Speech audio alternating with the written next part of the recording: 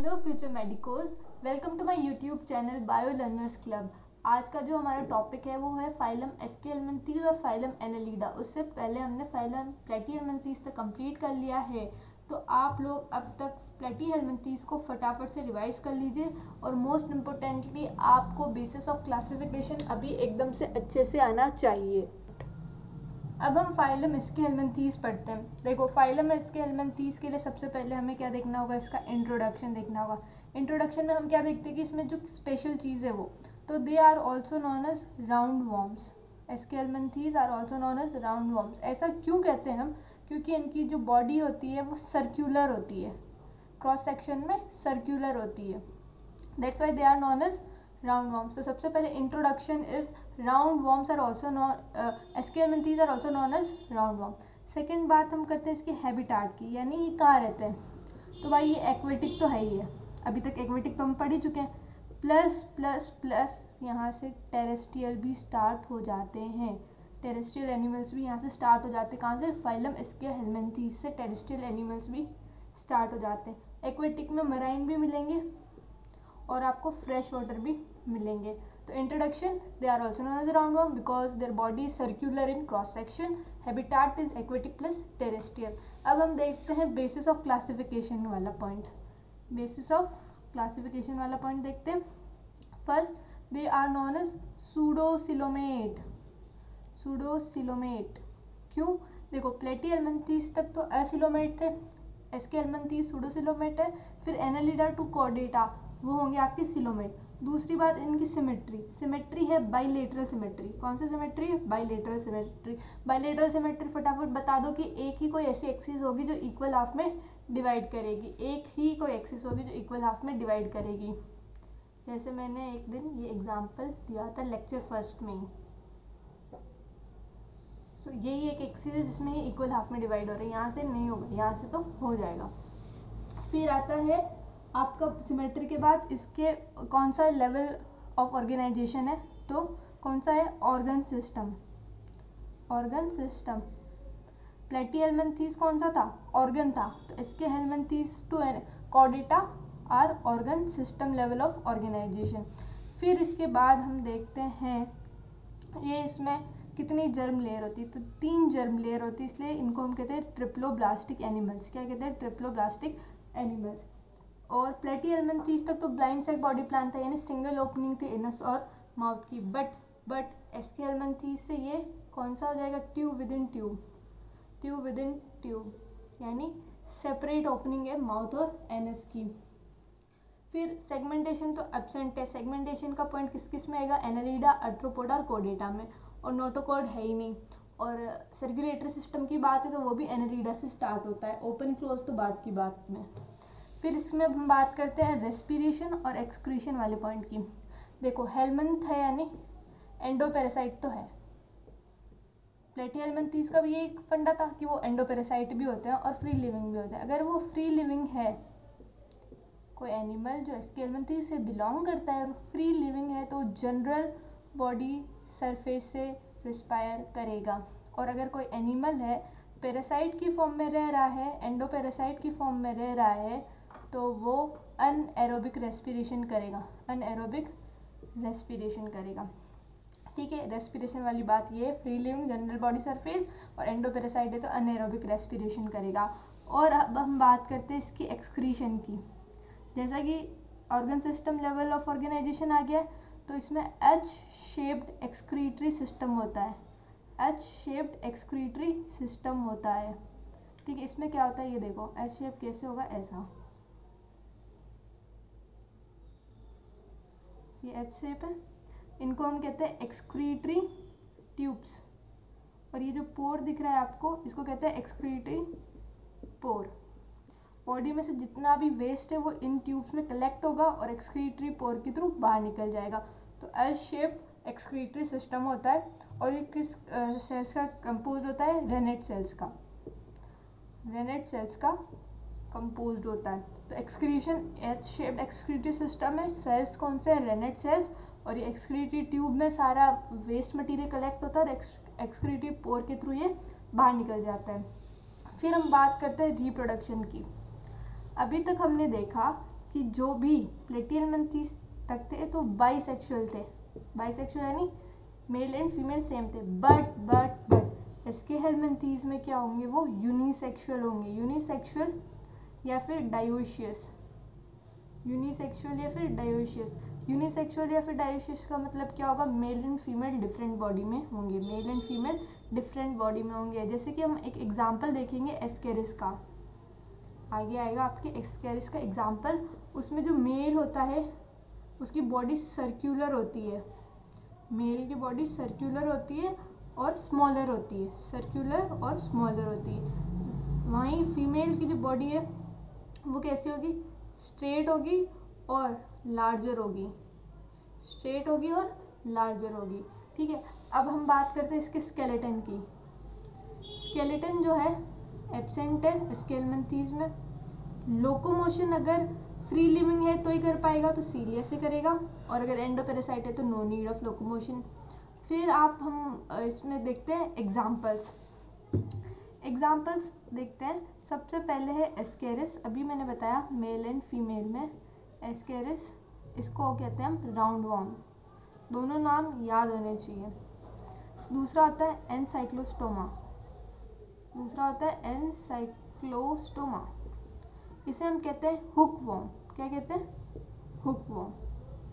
फिर आता है आपका फिलेरियल वॉर्म, या फिर हम उसे कहते हैं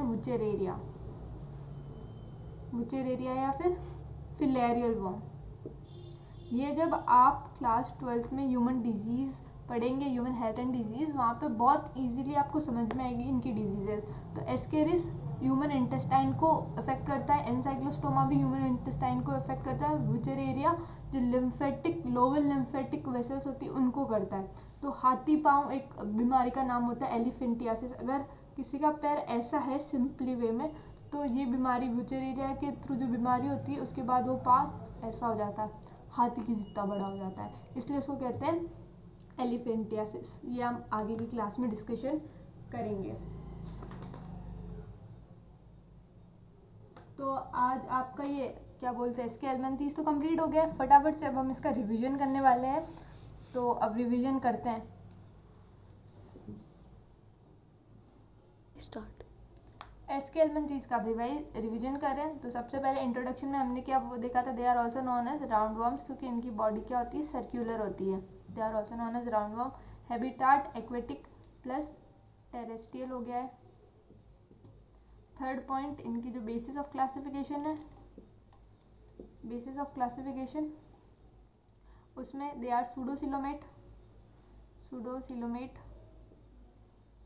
फिर दूसरा पॉइंट क्या था, बाइलेटरल सिमेट्री।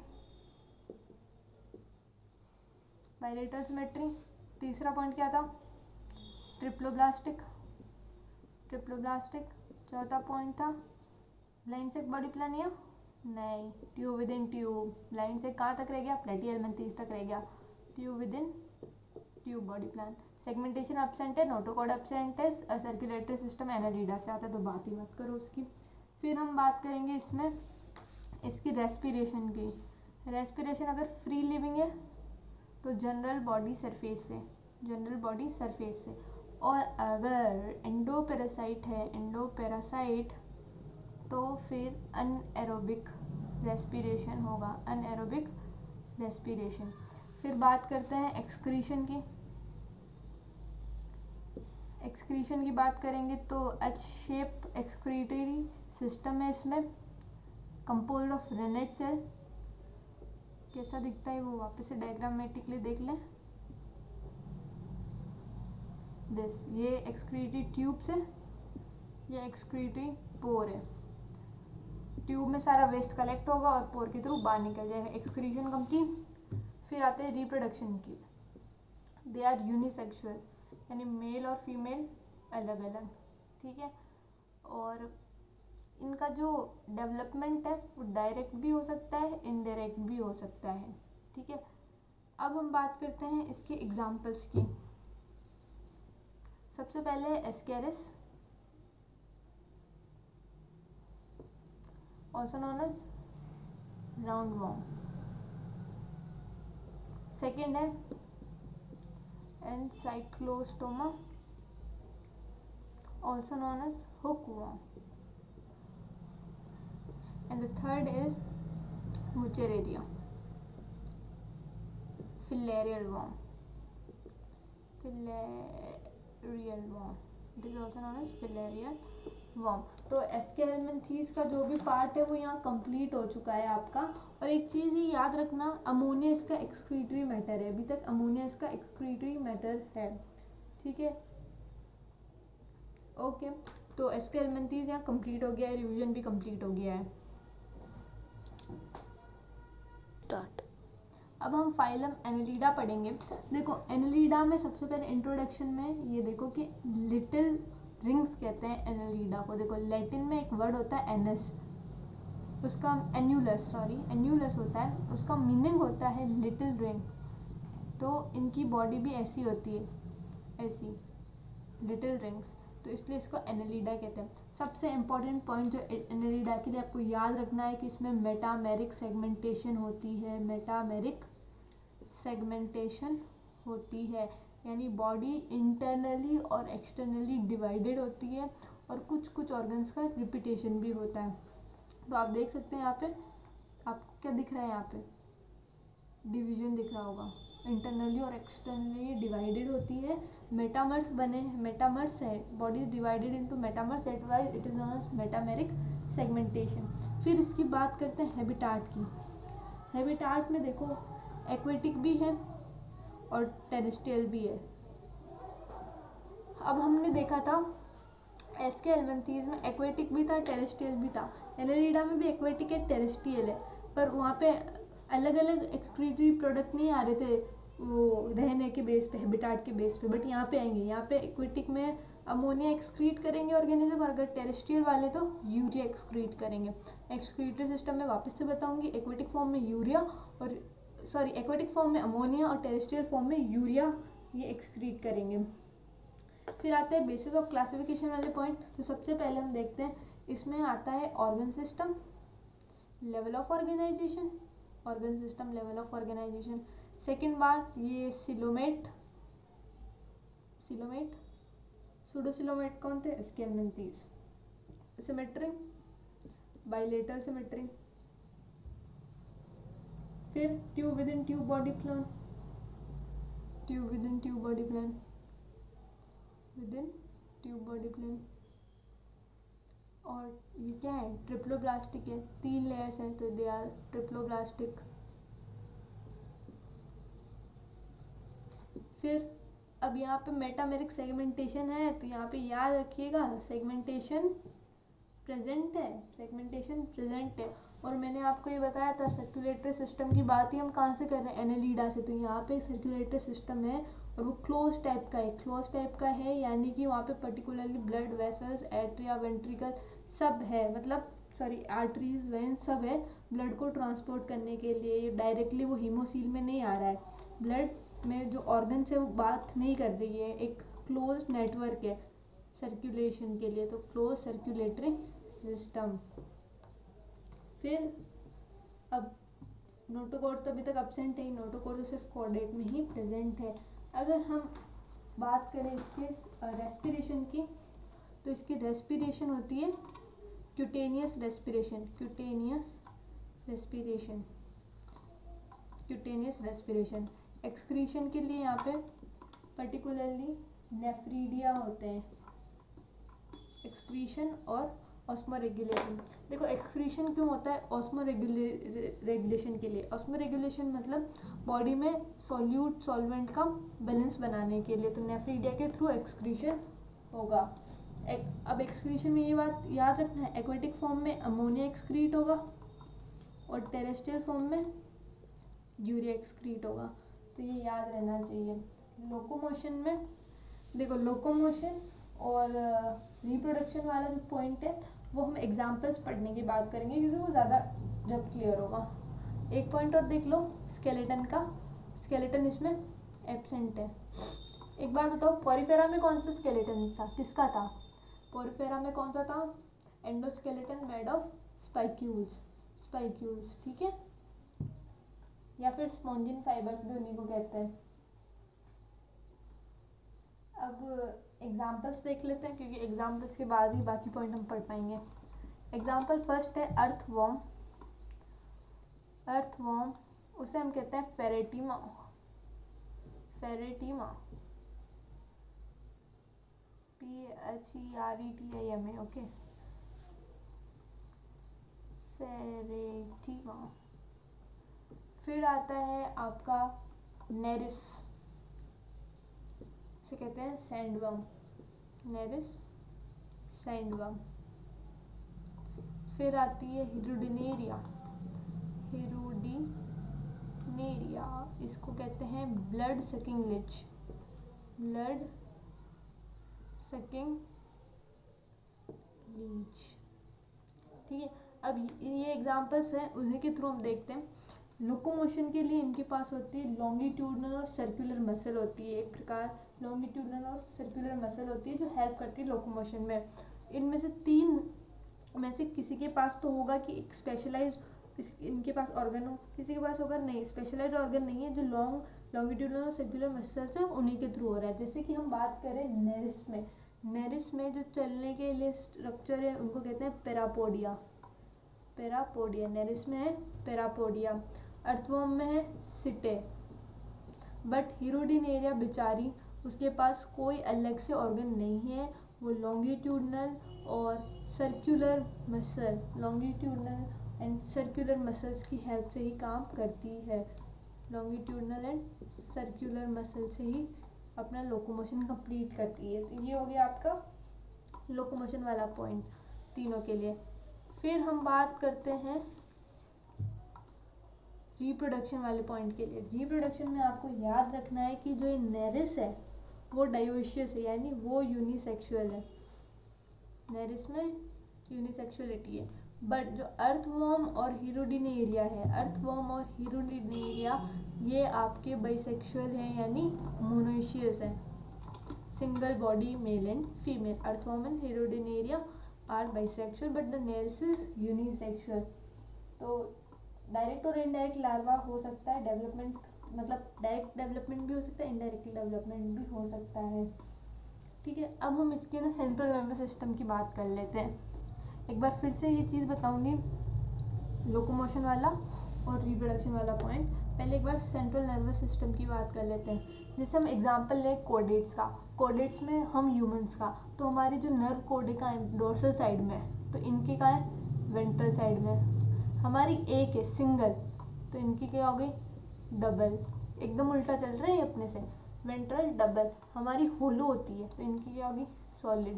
तो ventral double solid, ventral double solid nerve code, ये आपको याद रखना है, ठीक है। अब देखो कैसे होता है।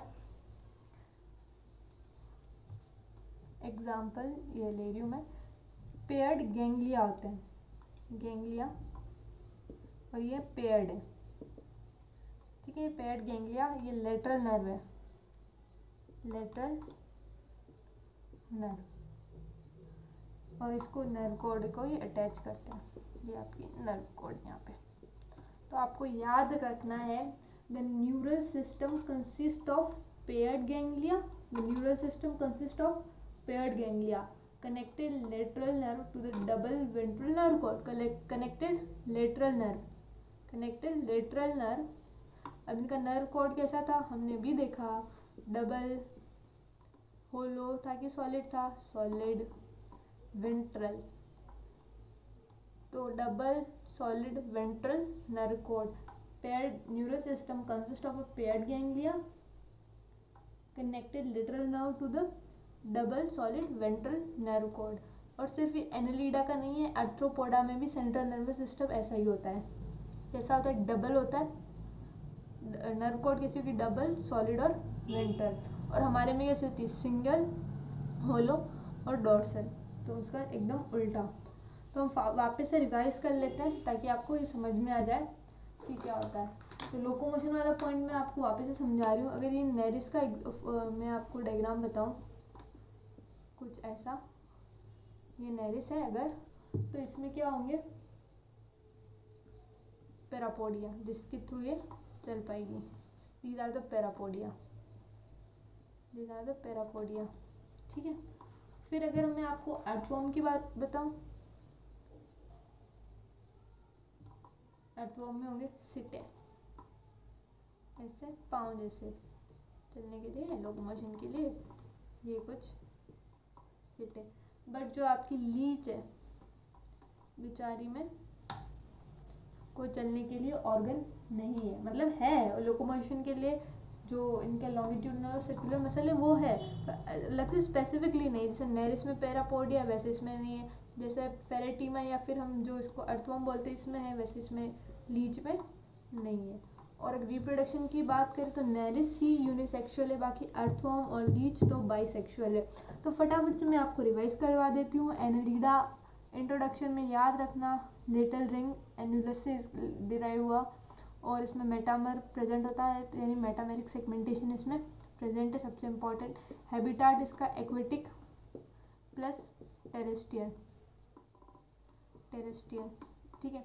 हैबिटाट इसका एक्वेटिक प्लस टेरेस्ट्रियल। एक्वेटिक में ये एक्सक्रीशन करेगा अमोनिया का, और टेरेस्ट्रियल में यूरिया का, ठीक है। फिर बात करते हैं इसके लोकोमोशन की।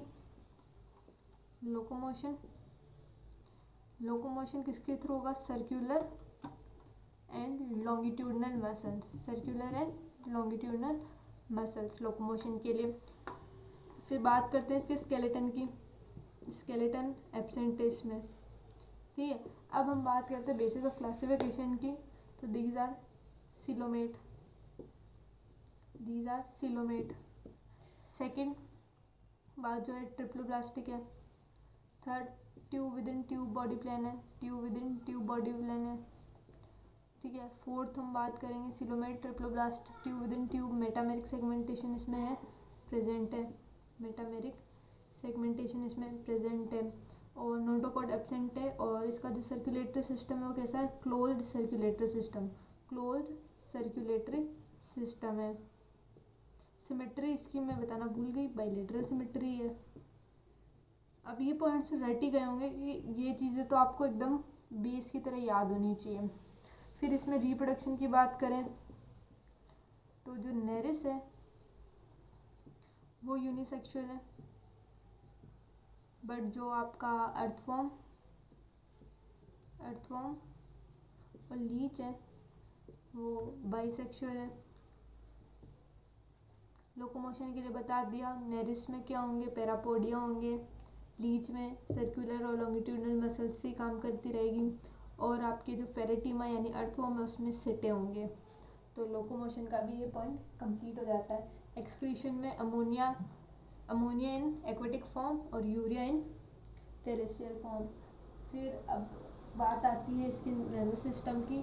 तो जैसा हमारा नर्वस सिस्टम है, यानी हमारा सिंगल है, डोर्सल है और होलो नर्व कॉर्ड है, तो इनका एकदम अपोजिट डबल, वेंट्रल और सॉलिड नर्व कॉर्ड है। इसमें पेड गैंग्लिया प्रेजेंट होते हैं। तो neural system consist of paired ganglia connected lateral nerve होती है to double ventral nerve cord. तो याद रखना CNS में आपको क्या है, सबसे इम्पोर्टेंट याद रखने वाली चीज़ है ये। CNS में डबल, एक सेकेंड में इंक फिल कर लेती हूँ।